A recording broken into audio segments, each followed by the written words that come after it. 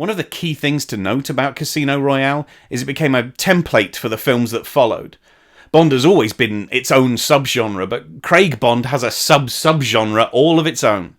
Note the rooftop chases up front, the similar losses of key female allies, the atypical romances that drive the second half, and of course, the urge to end on an affirmation of Bond's status.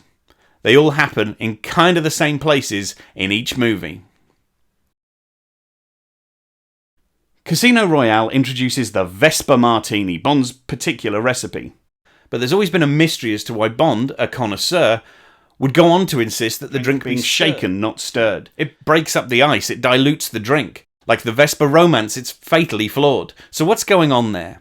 This is entirely my own bit of fan nonsense, but I think Bond's life is dense with luxury and comfort. But as an agent who needs to stay sharp, a life of comfort could make him soft. Having a little flaw, a little wince to his martini, like Pacino in Heat, it keeps him sharp, on the edge, where he's got to be.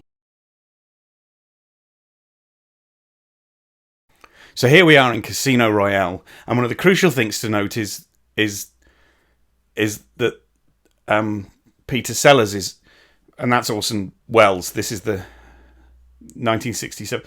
Well, no, she was in Doctor No. That's no, this is entirely the wrong film.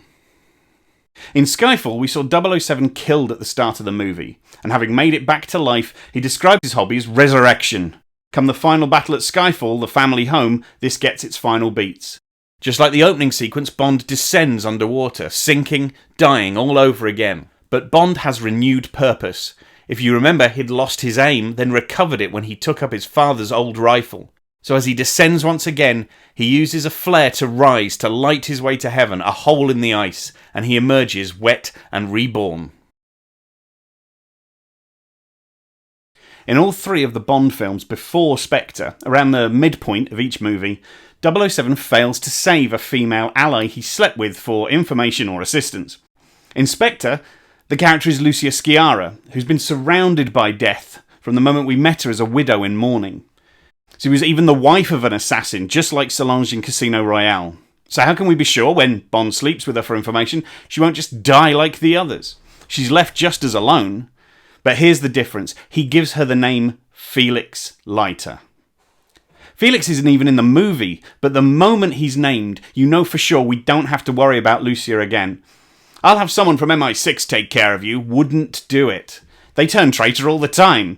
But Sir not appearing in this film is safe as houses, partly because we know he's not in the film, so can't be cut to and overpowered.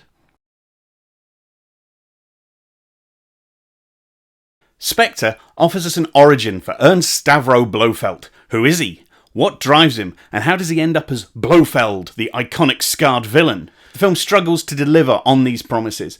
The answers are 1, he's Franz Oberhauser, Bond's brother by adoption who killed his own father, which might create tension, except it's unclear if Bond is even aware his adopted father died, or if he was affected by losing 2 dads in one childhood. 2, he's driven by revenge because their father preferred giving Bond skiing lessons, which was 30 years ago when he already killed the dad, so it feels like there's not much revenge left in that tank. And when he claims he's responsible for all Bond's pain, you have to wonder how. It's not like he was sat behind Vesper with an aqualung and a big hook making her drown.